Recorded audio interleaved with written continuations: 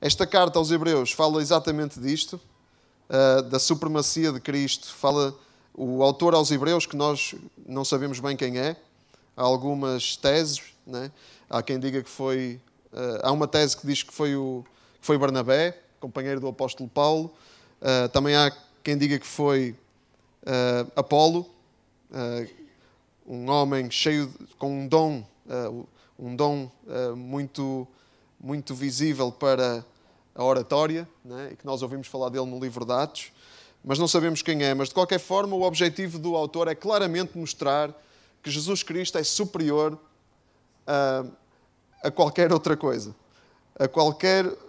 e nomeadamente, é superior a tudo aquilo que é considerado importante no Velho Testamento. Não é? O autor aos Hebreus é um autor com conhecimento profundo do Velho Testamento, da Bíblia hebraica, não é? Porque os hebreus só tinham o Velho Testamento.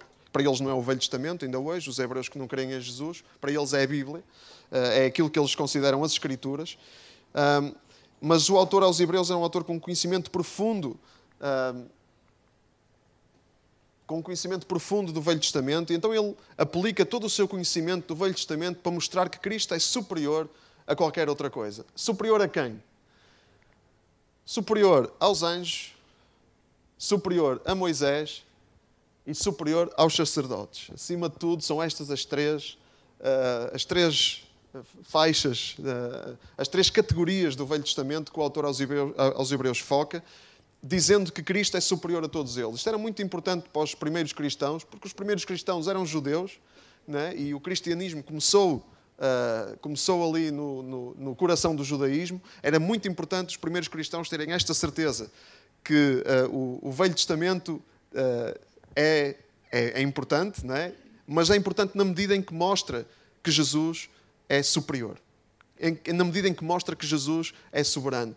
E na medida em que mostra, nesta manhã, nós vamos ver a partir da passagem que vamos ler três características de Jesus. Que Jesus é superior porque Ele é Filho de Deus, Ele é superior porque Ele é o Rei dos Reis, e Ele é superior porque Ele é o Criador eterno de todas as coisas. Nós vamos ver estas três categorias, a partir de uma passagem que fala de algo que nós não falamos muito. Mas que é importante falar, dos anjos. Esta passagem fala dos anjos. E hoje vamos ter uma aula de angiologia. Já tiveram alguma aula de angiologia? Então vai ser a primeira vez. Não é? Há quem diga angelologia, mas como é difícil dizer, a língua enrola-se um bocadinho, nós vamos dizer angiologia. E vamos começar por ler 3 histórias sobre anjos. É importante perceber o que é que na Bíblia vemos sobre os anjos e sobre o papel dos anjos e sobre estas criaturas que nós, na nossa cultura, quando falamos em anjos, pensamos logo em quê? Não é? Nos meninos assim com umas asinhas, não é? A esvoaçar. A esvoaçar. Pensamos logo em meninos pequeninos, não é? Um anjinho. Não é? Nós até dizemos, é um anjinho, este menino. Não é? Mas os anjos nós vemos na Bíblia que são retratados de uma forma muito diferente disso. Não é? Aliás, há várias categorias de seres celestiais. Não é? A Bíblia fala também de querubins, mas anjos são diferentes. Não é? E nós vamos ler 3 histórias sobre os anjos. Vamos ler a primeira. A primeira história que vamos ler vai ser em Juízes. Podemos abrir em Juízes no capítulo 6.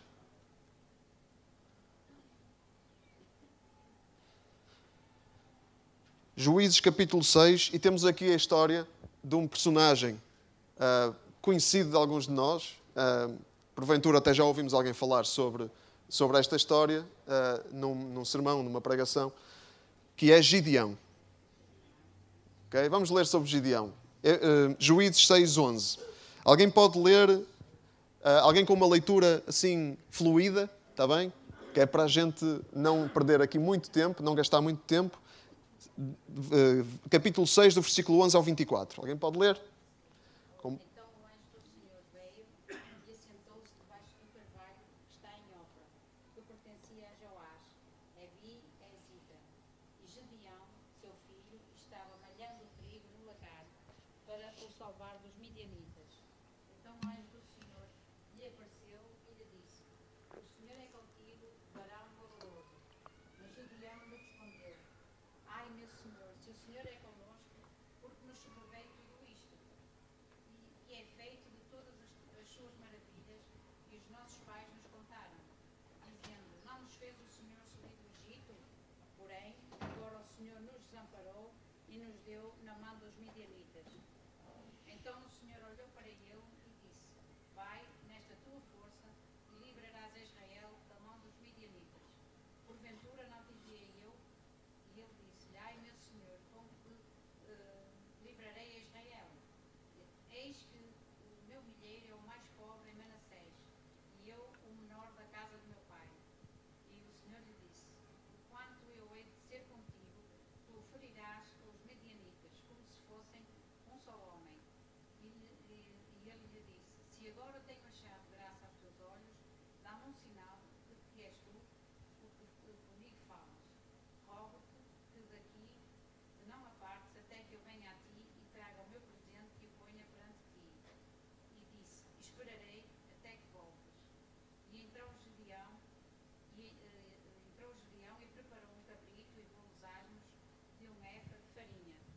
E a carne pôs num açafate e o caldo pôs numa panela. E trouxe-o até debaixo do carvalho e o apresentou.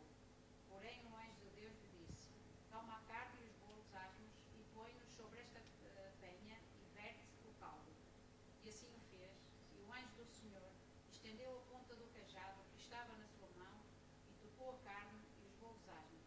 Então subiu o fogo da penha e consumiu a carne e os bolos asmos. E o anjo do Senhor desapareceu da sua vista. Então viu Gedeão que era o anjo do Senhor e disse Gedeão: Ah, Senhor Jeová, que ouvi o anjo do Senhor face a face. Porém o Senhor lhe disse: Paz seja contigo, não temas, não morrerás. Então Gedeão edificou ali um altar ao Senhor e lhe chamou: O Senhor é paz, e ainda até ao dia de hoje está em Ofra dos Evi-Ezitas. Obrigado, Conceição. Leitura impecável. Então, o que é que podemos ver sobre os anjos? Os anjos, está ali a palavra em grego, escrita, portanto, se quiserem copiar e começar aí a aprender um bocadinho de grego, significa mensageiro, né? Angelos, significa mensageiros. E então, que função dos anjos, o que é que podemos aprender aqui sobre este anjo que apareceu a Gideão e que nos mostra o que é que os anjos fazem, pelo menos uma das coisas que os anjos fazem, que nós vemos na Bíblia que eles fazem. O que é que há aqui que podemos tirar em relação ao ministério dos anjos? Os mensageiros fazem o quê? Hã? Se calhar, não é? Os mensageiros entregam mensagens. Não é? Nós vimos que este anjo aqui foi enviado por Deus para entregar uma mensagem a Gideão, e era uma mensagem forte, não é? Uma mensagem para enviar Gideão, ou missionar Gideão, e dizer a Gideão que ele era escolhido para libertar o povo da opressão. Não é? E em Juízes é um livro interessantíssimo. Não temos tempo para falar muito sobre Juízes, mas há muita opressão em Juízes. Não é? O povo de Israel continuamente era dominado por invasores, e era dominado porque entrava em processos de desobediência contínua a Deus, e Deus permitia que eles ficassem vulneráveis. Então eram dominados por vários povos, e neste caso eram os medianitas que estavam a dominar Israel. Então Deus, mas como o povo, depois de estar a ser dominado, percebia que se calhar era melhor voltar a obedecer a Deus, não é? Como acontece muitas vezes na nossa vida, diga-se de passagem, não é? Quando as coisas correm mal, percebemos que se calhar é melhor obedecer a Deus do que desobedecer, não é? Neste caso, Deus escolheu Gideão para libertar o povo, não é? Para ser o seu instrumento para libertar o povo. Então, o anjo fez isso. O anjo foi levar a Gideão esta mensagem, não é? Entregou uma mensagem de Deus, e há várias histórias na Bíblia, vários episódios em que os anjos fazem isto, entregam mensagens, e é como se fosse o próprio Deus a falar. Não é? Nós vemos aqui, depois, durante a passagem, muitas alturas é o Senhor disse, já nem fala do anjo, depois no fim volta a falar do anjo. Não é? Então os anjos entregam fielmente mensagens da parte de Deus. como se fosse o próprio Deus a falar. Vamos ler mais uma. Primeiro livro de Crónicas, capítulo 21. Podemos abrir? E vamos ler um episódio em que o rei David também tem contacto aqui com um anjo, e não é um bom contacto. Vamos ver aqui um episódio em que os anjos são enviados por Deus como mensageiros não de coisas boas. E até para executar algumas coisas que não são nada agradáveis. Mas vamos ler. São passagens também interessantes de analisar. Primeiro de Crónicas, capítulo 21, vamos ler do versículo 7 ao 18 e vamos ler sobre David. Quem é que quer ler? Primeiro de Crónicas 21, do 7 ao 18. Do versículo 7 ao 18. Essa ordem foi reprovada por Deus, e por isso ele puniu Israel. Então David disse a Deus: como o que fiz? Agora que te imploro que perdoes o pecado do teu servo, porque cometi uma grande loucura. O Senhor disse a Gade, o vidente de Davi: vá dizer a Davi, assim diz o Senhor: estou-lhe dando 3 opções, escolha uma delas, e eu a escutarei contra você. Então Gade foi a Davi e lhe disse: assim diz o Senhor, escolha 3 anos de fome, 3 meses fugindo dos seus adversários, perseguido pela espada deles, ou 3 dias de espada do Senhor. Isto é 3 dias de praga, com o anjo do Senhor assolando todas as regiões de Israel. Decida agora como devo responder àquele que me enviou. Davi respondeu: é grande a minha angústia, prefiro cair nas mãos do Senhor, pois é grande a sua misericórdia, e não nas mãos dos homens. Então o Senhor enviou uma praga sobre Israel, e 70.000 homens de Israel morreram. E Deus enviou um anjo para destruir Jerusalém. Mas quando o anjo ia fazê-lo, o Senhor olhou e arrependeu-se de trazer a catástrofe, e ele disse ao anjo destruidor: pare, já basta. Naquele momento o anjo do Senhor estava perto da eira de Arauna, o Jebuseu. Davi olhou para cima e viu o anjo do Senhor entre o céu e a terra, com uma espada na mão erguida sobre Jerusalém. Então Davi e as autoridades de Israel, vestidos de luto, prostraram-se, rosto em terra. Davi disse a Deus: não fui eu que ordenei contar ao povo, fui eu que pequei e fiz o mal. Estes não passaram de ovelhas o que eles fizeram. Ó Senhor meu Deus, que o teu castigo caia sobre mim e sobre a minha família, mas não sobre o teu povo.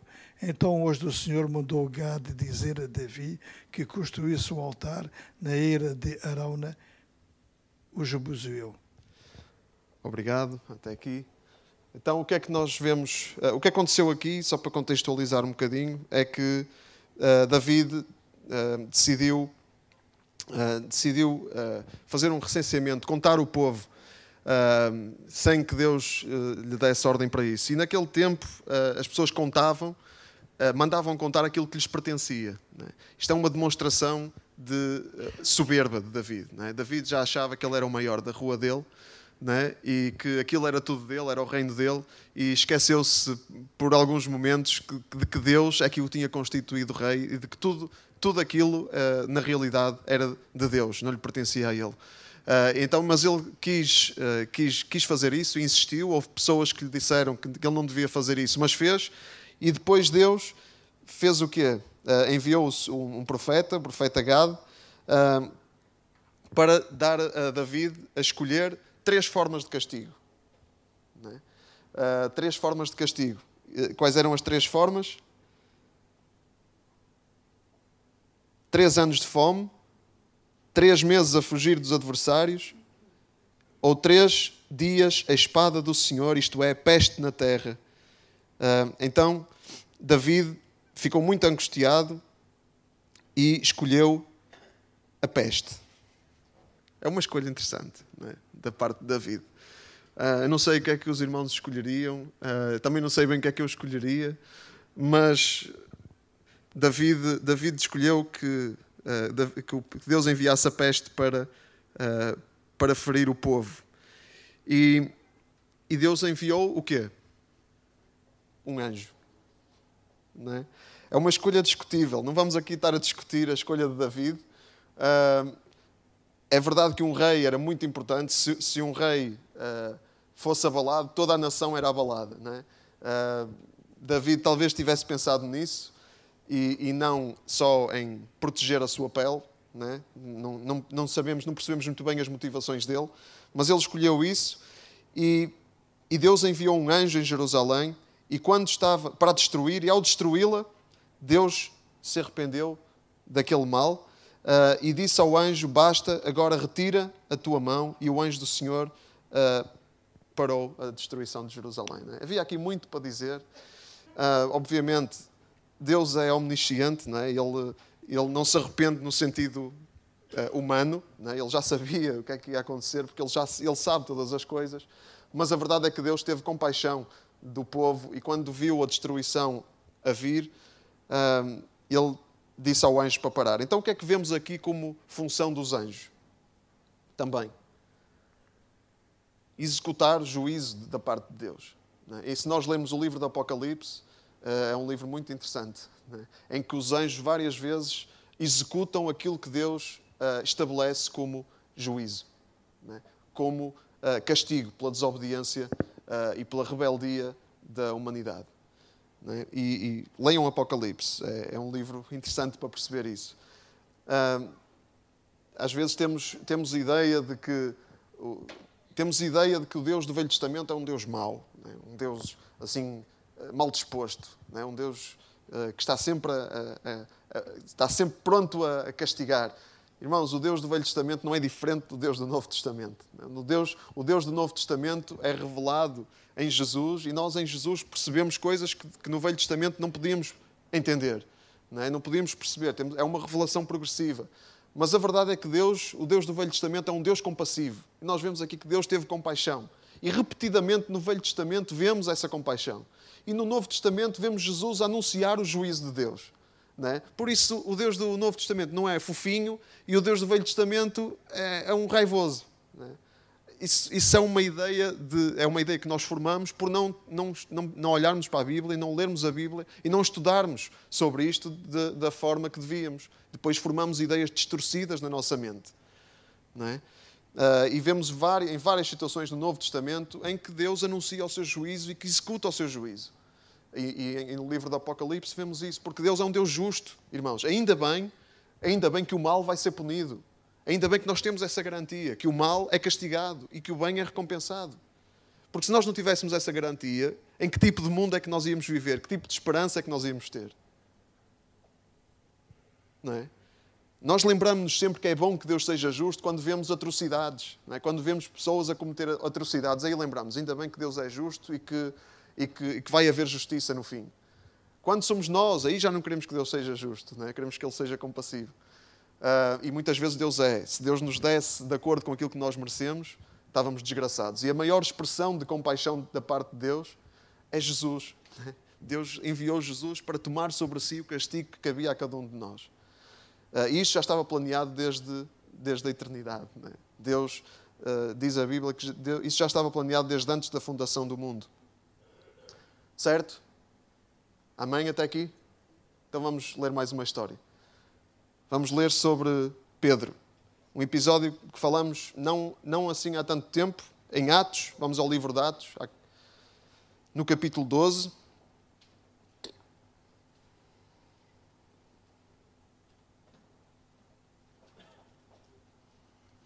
Atos capítulo 12.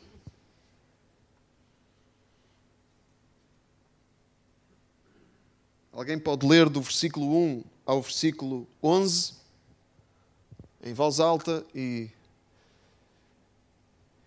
com bom passo. Força. E por aquele mesmo tempo, o rei Herodes estendeu as mãos sobre alguns da igreja para os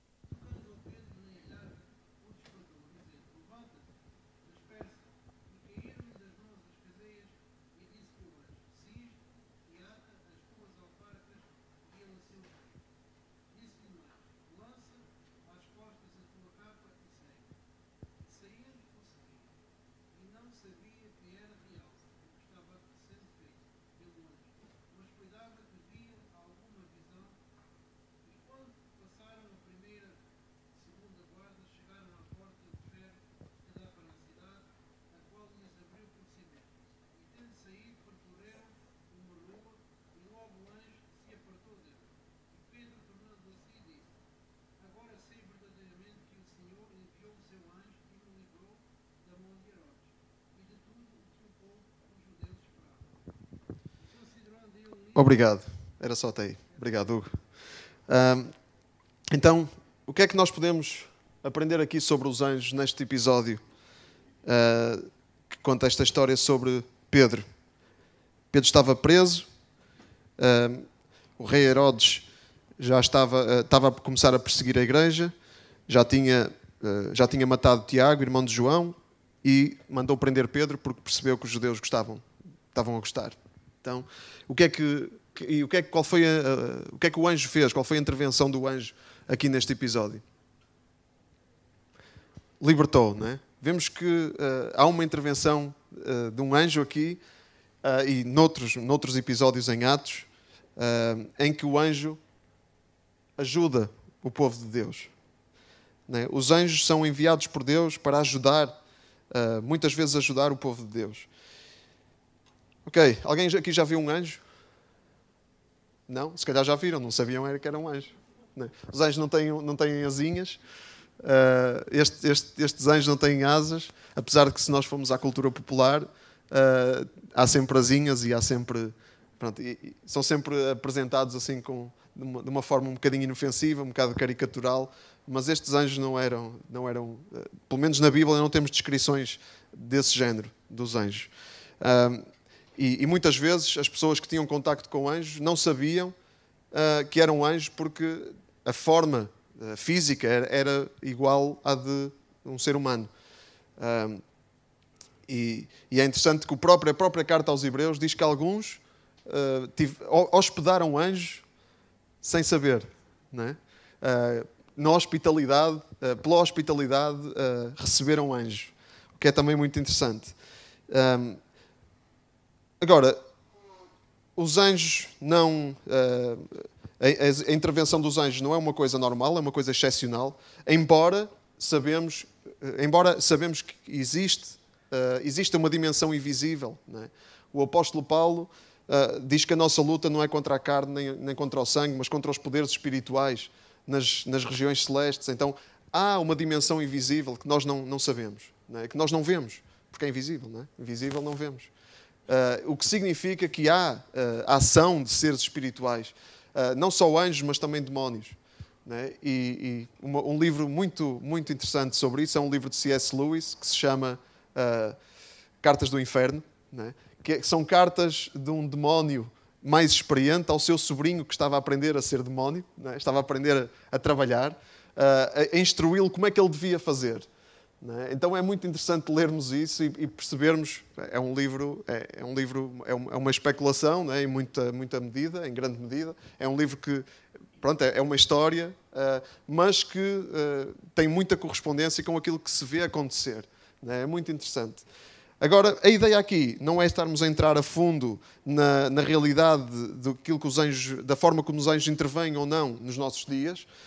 O que nos interessa aqui é ver como é que os anjos... É ver esta comparação que o autor aos Hebreus faz entre os anjos e Jesus Cristo. Isso é o que nos interessa.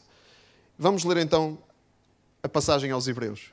A passagem da carta aos Hebreus, do versículo 4 ao versículo 14.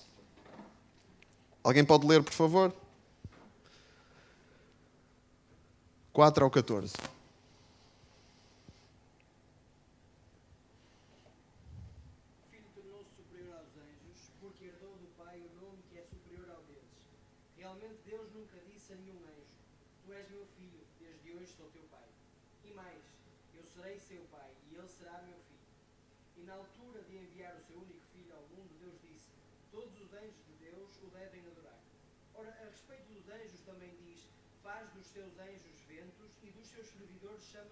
Chamas de fogo. Mas a respeito do Filho diz: Tu és Deus e o teu trono dura para sempre. Governas o teu reino com justiça, pois a justiça é o teu cetro. Amas o que é justo e detestas a maldade. Por isso Deus, o teu Deus, te ungiu e coroou festivamente, colocando-te acima dos teus companheiros. E ainda, foste tu, Senhor, que no princípio criaste a terra e os céus são obra das tuas mãos. Eles hão de acabar, mas tu permaneces. Eles hão de envelhecer como o vestuário. Tu os dobrarás como uma capa e hás de pô-los de lado como quem muda de roupa. Mas tu és sempre o mesmo. O passar dos anos não te envelhece. Deus nunca disse a nenhum anjo: senta-te à minha direita, até que eu faça dos teus inimigos um estrado para os teus pés. Quem são, pois, os anjos? Não são todos eles espíritos ao serviço de Deus, enviados em auxílio daqueles que hão de receber a salvação como herança? Obrigado. Então, esta passagem, de uma forma muito hábil, né? O autor aos Hebreus vai buscar aqui inúmeras passagens do Velho Testamento, e se tiverem uma Bíblia com concordância, sabem o que é uma concordância? Sim? Se tiverem uma Bíblia com concordância, vão ver as referências que ele faz a inúmeras passagens do Velho Testamento. Uma das que ele faz é ao Salmo 2, que nós lemos no início do culto. Né? Tu és meu filho, eu hoje te gerei. E o autor aos Hebreus diz várias vezes a qual dos anjos é que Deus disse isto que disse a Jesus Cristo. Né? A nenhum. Nenhuma vez Deus diz isso. Então, vemos aqui esta argumentação do autor aos Hebreus de uma forma muito hábil e muito inteligente e com muito conhecimento, muita bagagem do Velho Testamento para explicar porque é que Cristo era superior aos anjos a partir da palavra. Irmãos, e por aqui se vê que nós, sem a bagagem do Velho Testamento, nós não conseguimos entender em pleno a mensagem do Novo Testamento. Não conseguimos entender a mensagem do Evangelho. Ouvem-se por aí, e durante a história da Igreja isto aconteceu inúmeras vezes, de pessoas que se levantaram e disseram: este Deus do Velho Testamento é isto, é aquilo, é um Deus mau, é um Deus da idade do bronze, é um Deus que está desatualizado, vamos pôr de lado o Velho Testamento. Muita gente na história da Igreja tentou fazer isso. Começou logo nos primeiros séculos. E ainda hoje há vozes que se levantam e dizem que o Velho Testamento já não é para agora, que o Velho Testamento não interessa para nada, temos é que nos concentrar em Cristo, como se o Velho Testamento não fosse fundamental para nós entendermos Cristo. Isto é um engano de quem não entende as Escrituras. E nós temos que entender as Escrituras e perceber que sem a bagagem do Velho Testamento nós não conseguimos entender em pleno a mensagem do Novo Testamento. Não conseguimos entender em pleno a mensagem do Evangelho. É difícil de entender? Quanto mais antigo o livro, menos relação tem com a nossa cultura. É verdade, há coisas que nós não entendemos, mas temos que aprofundar isto, temos que estudar, temos que ler alguma coisa sobre isso. E para percebermos exatamente isto, que Cristo é superior aos anjos. Jesus é mais excelente do que os anjos, porque herdou mais excelente nome do que eles. Jesus é mais excelente do que os anjos porque Jesus é o Filho de Deus, diz o autor aos Hebreus. Começa logo assim, né? Ele diz: a qual dos anjos Deus disse jamais: tu és meu filho e eu hoje te gerei. Como também eu lhe serei por pai e ele me será por filho. A qual dos anjos é que Deus disse isso? A nenhum. Os anjos não são filhos de Deus, não são filhos de Deus. Neste sentido em que Jesus é Filho de Deus. Há uma passagem na Bíblia em que Deus chama, em que o autor diz que estavam reunidos os filhos de Deus e estava-se a referir aos anjos, em Jó. Mas não é essa palavra não é aplicada no sentido de filho, como é aplicada aqui. Nem como é aplicada a nós, mas nós vamos já ver isso. Fala de filho no sentido em que todas as criaturas, de alguma maneira, saíram de Deus. Não é? Todas as criaturas. Mas não são filhos de Deus no sentido em que não foram gerados como Jesus foi gerado por Deus. E Jesus também foi gerado. Isto não significa que Jesus começou a existir depois de Deus. Não é? Significa que foi gerado na eternidade em Deus. É um mistério. Mas, e esse mistério é para nós aprofundarmos, e não é uma coisa simples, mas a verdade, mas o que nós temos de reter, e é isso que a Bíblia nos diz, é que Jesus é coexistente com Deus. Jesus existe com Deus desde a eternidade, mas é filho. Não é? E isto fala, depois Jesus, Jesus fez-se homem, Deus fez-se homem em Jesus e Jesus veio até nós. E isto é aquilo que nós chamamos de encarnação. Não é? É um mistério da encarnação. Porque diz em Colossenses, e eu já citei essa passagem, que Jesus é a imagem do Deus invisível. Ele é a imagem de Deus. E Ele é o primogênito de toda a criação. É o primeiro. Primogênito, mais uma vez, não significa que Ele foi gerado, que Ele começou a existir depois de Deus. Significa que Ele é o mais importante de toda a criação. É o centro, é o rei de toda a criação. Porque nele, em Jesus, foram criadas todas as coisas, visíveis e invisíveis, todos os poderes foram criados por Ele e para Ele. Ele é antes de todas as coisas e todas as coisas subsistem por Ele. Jesus é Deus. Os anjos são criaturas de Deus. Okay? Aí está a diferença. Por isso Jesus é superior aos anjos. Vemos na Bíblia que todos os anjos adoram o Filho de Deus. Os anjos existem para adorar a Deus. E como Jesus é Deus, os anjos adoram a Jesus. Existem para adorar a Jesus.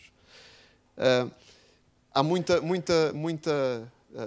coisa esotérica por aí, dos anjos da guarda e dessas tretas, irmãos. Isso são tretas. Okay? Não vão nessa conversa porque isso não tem base nenhuma na Bíblia.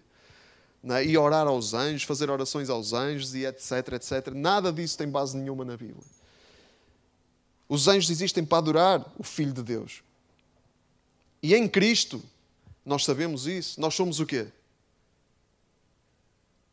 Silêncio. Filhos de Deus. Então, nós em Cristo, temos o mesmo estatuto de Cristo, somos filhos de Deus. Em Cristo, temos o mesmo estatuto de Cristo. Diz a Bíblia que a todos os quantos o receberam, deu-lhes o poder de serem feitos filhos de Deus, aos que creem no seu nome. Né? E Ele transforma-nos em filhos. E o que é que isso significa? Significa que nós somos filhos como os anjos não são filhos. Os anjos não são filhos de Deus, nós somos filhos de Deus. Em Cristo. Né? Que implicações é que isto tem para a nossa vida? Mas o que é que isto nos muda? Em que é que isto nos transforma?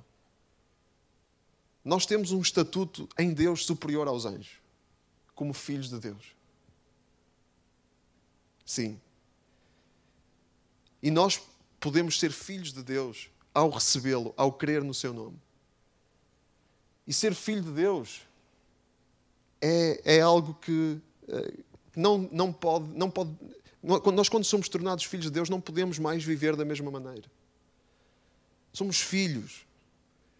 E às vezes nós temos uma imagem de Deus, temos um relacionamento com Deus que é de tudo menos de filhos para com um pai. Achamos que Deus quer o nosso mal, ou que Deus está zangado connosco, ou que Deus está contra nós, ou que Deus é só o nosso patrão, só quer que a gente trabalhe. Só quer que a gente faça. Ou que Deus está sempre pronto. O que Deus quer é castigar-nos. Se calhar alguns de nós tivemos pais que eram assim. Que estavam sempre prontos para nos castigar. Ou tivemos pais indiferentes que não queriam saber de nós. Não é? Ou tivemos pais distantes. Mas nós temos que mudar o chip aqui. Não é? Porque Deus não é esse tipo de pai. Deus é um pai perfeito. E nós, em Cristo, somos filhos desse pai perfeito. E podemos desfrutar desta relação com Deus como filhos. Desfrutam de uma relação com um pai que é perfeito. Isto tem que mudar o nosso entendimento. Tem que nos transformar. E às vezes andamos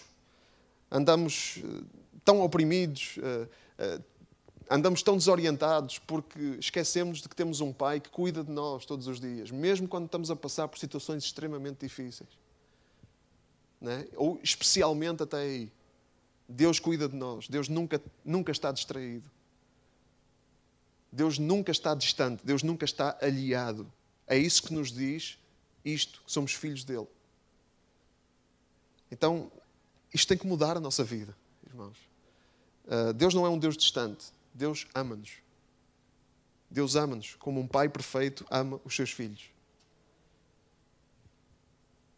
Mais, Cristo é superior aos anjos porque Ele é o Rei dos Reis.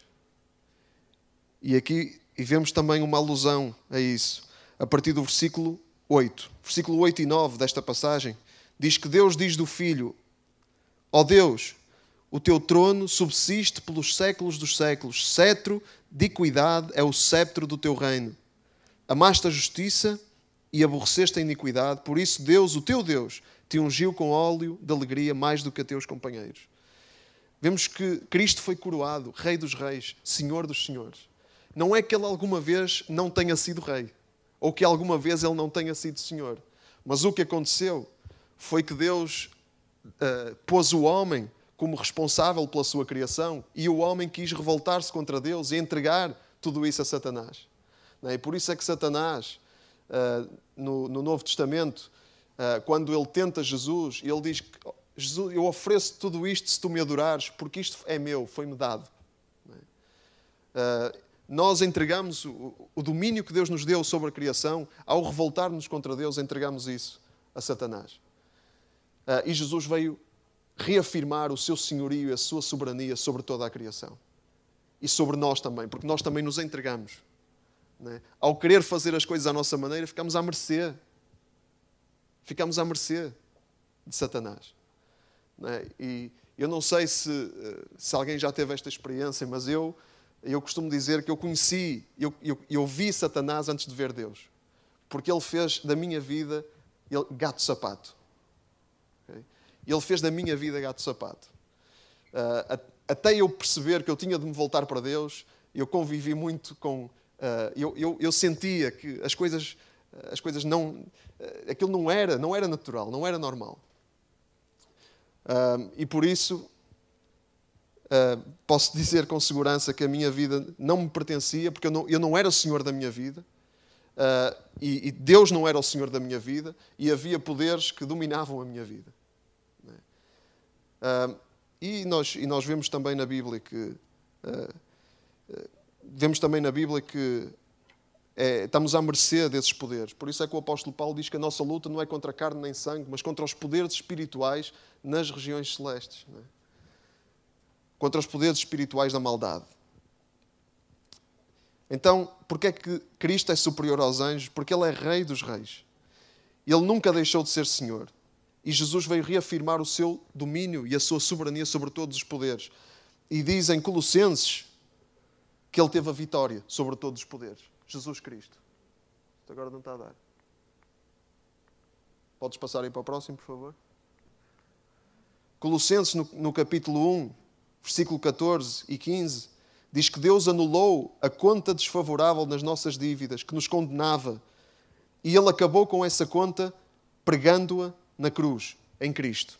E venceu as autoridades e os poderes, humilhou-os publicamente e levou os prisioneiros em sinal de triunfo por meio de Cristo. Deus humilhou todos os poderes que dominavam a humanidade, que dominavam a criação, e levou os prisioneiros em sinal de triunfo. Cristo teve a vitória na cruz. E Ele foi exaltado acima de todo o nome. E Ele está no trono. Amém? Jesus está no trono. E diz o autor aos Hebreus que o teu trono subsiste pelos séculos dos séculos. O trono, Jesus é Rei dos Reis, para sempre. E por isso todos os anjos servem o Filho.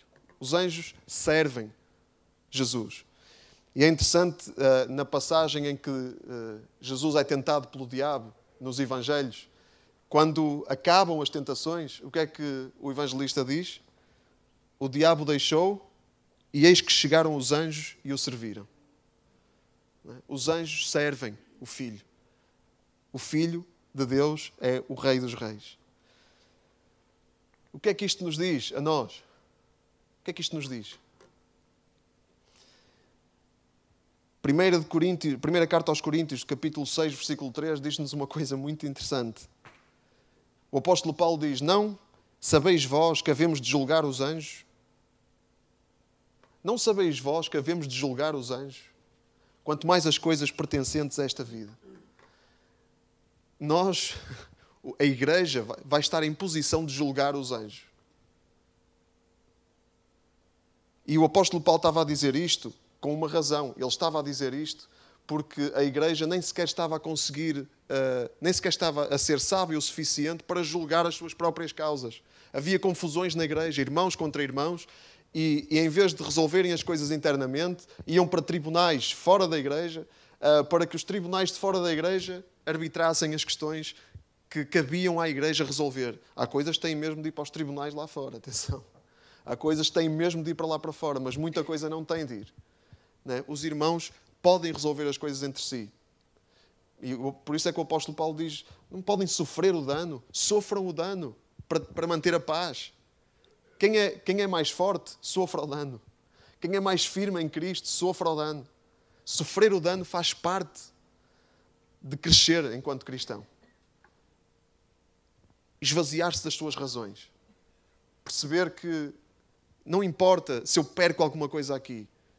Jesus é o Rei dos Reis, Ele é o Senhor dos Senhores. Ele está em soberania sobre a minha vida e sobre tudo o que acontece na minha vida. Não é... Se eu me submeto a Cristo, eu não estou à mercê de poderes nenhuns a não ser o de Cristo. A não ser que eu me coloque à mercê desses poderes. Mas Jesus é Senhor da minha vida. Ele é o Rei dos Reis. E nós temos de viver de uma forma condizente com o nosso estatuto. Se Deus nos vai colocar a julgar os anjos, então não devemos ter nós inteligência e sabedoria para julgar as nossas próprias coisas, para nos conduzirmos com sabedoria. É isto que Deus nos chama a fazer. É desta forma que Deus nos chama a viver. Não vamos ser, passa a expressão, totós. Não vamos andar como patetas. Irmãos, nós temos que ser inteligentes, temos que perceber o que é que devemos fazer em cada altura, como é que devemos lidar com cada situação. E se precisamos de ajuda, vamos pedir ajuda. Não vamos fazer de qualquer maneira. Vamos pedir ajuda. Temos tanta dificuldade às vezes em pedir ajuda. Tanta dificuldade. Andamos ali a querer resolver as coisas à nossa maneira e depois quando as coisas correm mesmo mal, aí sim percebemos que precisamos de ajuda. Enquanto não correm mesmo mal, continuamos a fazer as coisas à nossa maneira. Irmãos, deixem-me fazer uma pergunta. O que é que acontece a uma nação se o rei dessa nação for um tolo? O que é que acontece? Toda a nação sofre. Se nós temos um rei que é Jesus Cristo e nós nos comportamos e Deus nos põe, e Deus nos coloca o reino de Deus a nosso cargo. Nós temos a igreja a nosso cargo. Não é Deus que vai chegar aqui e dizer agora faz isto, agora faz aquilo, agora lida assim, agora lida assado. Nós temos que receber de Deus orientação para fazermos as coisas bem. Se nós formos tolos no reino de Deus, o que é que vai acontecer ao reino de Deus? O reino de Deus vai continuar a avançar, mas vão acontecer coisas erradas, as coisas vão correr mal.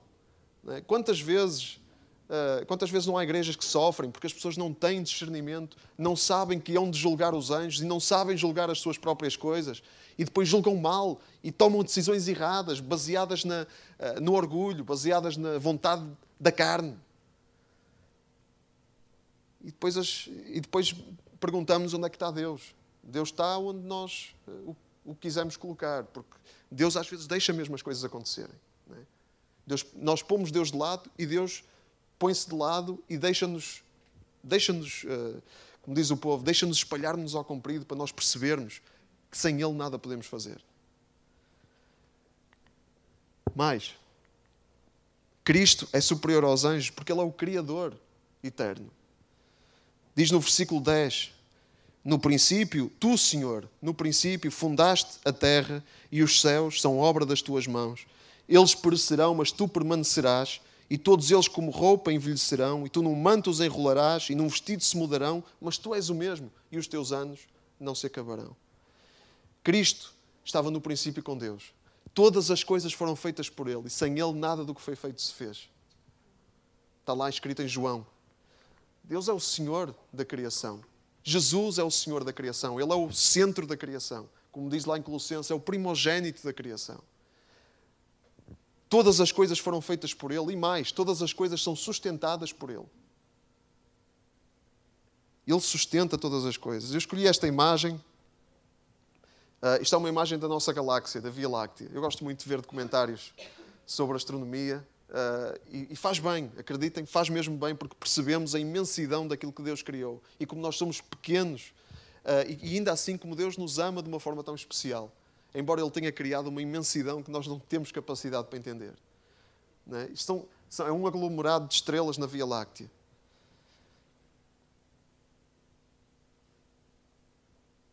A idade deste aglomerado de estrelas é cerca de 2 milhões de anos. É a idade estimada. Há estrelas... há uma imensidão de estrelas neste aglomerado. Está a 20 mil anos de luz de distância. Não é? quando contemplamos a criação de Deus, percebemos como Deus é imenso e como Deus é grande, como Deus cria. E Deus criou a partir do nada. Deus criou tudo através de Cristo. E como Deus criou tudo em Cristo, através de Cristo, Deus criou também os anjos através de Cristo. Todas as coisas foram feitas por Ele e sem Ele nada do que foi feito se fez. Então Ele criou os anjos. Os anjos são criados por Ele. Cristo é superior aos anjos. E nós somos também, nós somos criados, como os anjos são criados, mas nós somos participantes da natureza divina, diz a Bíblia. Nós somos participantes da natureza divina. Nós somos participantes da natureza criadora de Deus. Deus criou-nos à sua imagem e semelhança com capacidade criativa também. Claro, nós não conseguimos criar a partir do nada, mas temos criatividade. Nós não somos chamados para ser todos iguais. Somos chamados para ser criativos. Somos chamados para pôr a nossa criatividade ao serviço do reino. Em Cristo, nós temos liberdade, irmãos. Temos liberdade para pensarmos fora da caixa, como dizem os ingleses. Não é? Podemos ter ideias criativas, podemos construir algo diferente. Nós não temos que andar sempre com as mesmas fórmulas. Porque nós participamos da natureza criativa de Deus. E muitas vezes a igreja está sempre...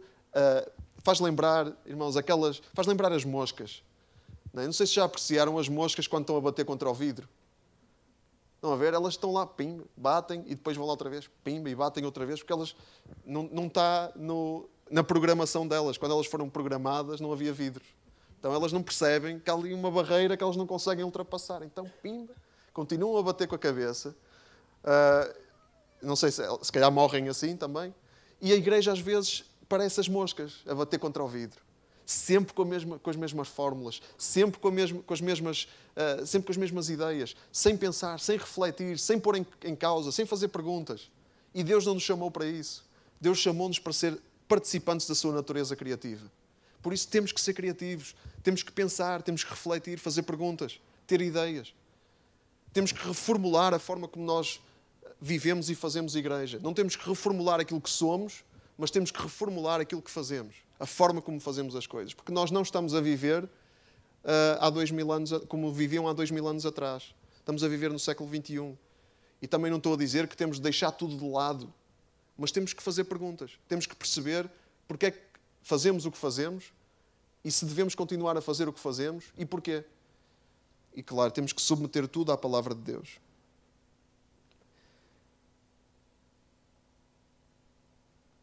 Terminando, que a hora já vai adiantada. A qual dos anjos disse: jamais, assenta-te à minha destra, até que eu ponha os teus inimigos por escabelo dos teus pés. Não são, porventura, todos eles espíritos ministradores enviados para servir a favor daqueles que hão de herdar a salvação? Deus nunca deu a nenhum anjo o poder que deu a Jesus Cristo. E é intrigante como é que há certos grupos que acham que Deus é uma espécie de anjo, acham que Cristo é uma espécie de anjo glorificado. Tipo as testemunhas de Jeová, por exemplo. Não é? Que Cristo é um anjo glorificado, é um anjo, é o anjo maioral. Não é? É uma crença que não tem base na Bíblia. Então, se formos à carta aos Hebreus, é notório. Não é? Deus nunca disse isto a nenhum anjo, mas disse isto a Cristo. Senta-te à minha direita até que eu ponha os teus inimigos, até que submeta a ti todos os teus inimigos. Não é? E nós vemos em Apocalipse que todos os poderes, a vitória de Cristo já está anunciada, mas ainda não está totalmente, plenamente consumada e vai estar no fim dos tempos. Não é? E nós vemos como é que todos os poderes vão acabar. Tudo aquilo que está em oposição a Cristo vai ter de dobrar o seu joelhinho, não é? E todos aqueles que estão em Cristo vão reinar com Cristo. É isso que a Bíblia nos ensina. Os anjos são espíritos ministradores, são servos de Deus, enviados para servir a favor daqueles que hão de herdar a salvação. Deus, há um versículo na Bíblia muito conhecido de nós, da maior parte de nós, que diz que o anjo do Senhor acampa-se ao redor dos que o temem e os livra. Então, os anjos de Deus servem a nosso favor. Deus coloca todos os poderes espirituais que estão submetidos a Ele, ao nosso serviço. Então vamos pensar nas possibilidades aqui, não é? As possibilidades. Não é? Deus chama-nos para... Deus chama-nos e equipa-nos com tudo aquilo que nós precisamos e dá-nos toda a ajuda que nós precisamos para nós cumprirmos o seu propósito. Isso não significa que o seu propósito para nós seja agradável, mas Deus dá-nos todas as ferramentas, entre aspas, que nós necessitamos para poder passar por esse propósito e glorificar a Deus no processo. Às vezes não é fácil. O propósito de Deus não é rosas, não é só rosas. Às vezes é muito bom, há coisas muito boas. Podemos desfrutar de coisas muito boas. Uma coisa ótima que nós podemos desfrutar, que faz parte do propósito de Deus, é a igreja. Ter uma comunidade de pessoas que nos apoiam, ser família, não é? Servir uns aos outros, servir a cidade, servir a comunidade. Que bênção! Que ótimo, não é? Que Deus coloca isso. Deus dá-nos, a tantos de nós aqui, Deus dá-nos uma família, Deus dá-nos filhos, Deus dá-nos saúde, Deus dá-nos um teto, Deus dá-nos conforto. E tudo isso é bom. Mas a verdade é que muitas vezes passamos por coisas extremamente difíceis também. E essas coisas também fazem parte do propósito de Deus. Porque Deus é soberano, Deus não tem planos B. É verdade, muitas vezes passamos por coisas porque não fazemos as coisas à maneira da palavra de Deus. Passamos por coisas difíceis e erradas e más porque não fazemos as coisas à maneira da palavra de Deus. Fazemos à nossa maneira e as coisas correm mal. Mas até nisso Deus é soberano. Até nisso Deus pode ser glorificado se nós o quisermos glorificar, se quisermos ter Jesus como o centro da nossa vida. E é isso que nós somos chamados a fazer. Ter Cristo no centro da nossa vida. Ele é Filho de Deus, Ele é o Rei dos Reis e Ele é o Criador eterno. Podemos orar louvando a Deus por tudo aquilo que Ele é, por tudo aquilo que Ele se revelou ser em Cristo a nós. Amém? Então vamos ficar de pé e vamos orar. Obrigado pela atenção dos irmãos e desculpem a hora ter-se esticado um bocadinho, mas vamos levar isto connosco. Tá bem? Vamos levar estas verdades da palavra de Deus connosco. Cristo é superior a todos os poderes e Cristo está em nós. Ele nunca disse a nenhum anjo, Deus nunca disse aos anjos que iria ser um com eles, mas disse-nos a nós que nós podemos ser um com Deus. Nenhum anjo desfruta deste grau, deste nível de intimidade, de comunhão. Nós podemos desfrutar disso. Em Cristo. Amém? Sim, Deus, nós te louvamos e te adoramos, Deus, e reconhecemos em Ti tudo isto que tivemos a ler. Cremos nisto. Nós cremos nisto, porque temos vivido isto, temos experienciado isto no nosso viver.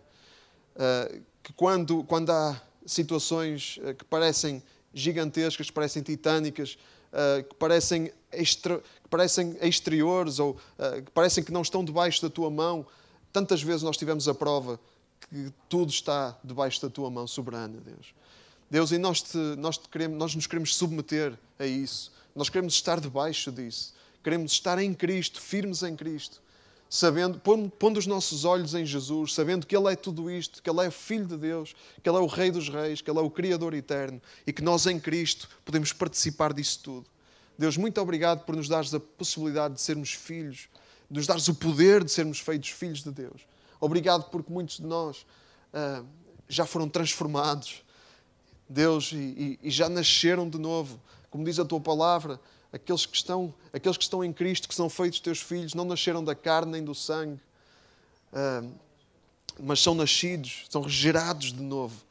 Deus, muito obrigado por isso. Muito obrigado por teres transformado a nossa vida e por tudo o que estás a fazer e ainda vais fazer, porque nós confiamos em Ti e nos Teus propósitos e nos Teus desígnios. Deus, em nome de Jesus nós oramos, Pai. Amém.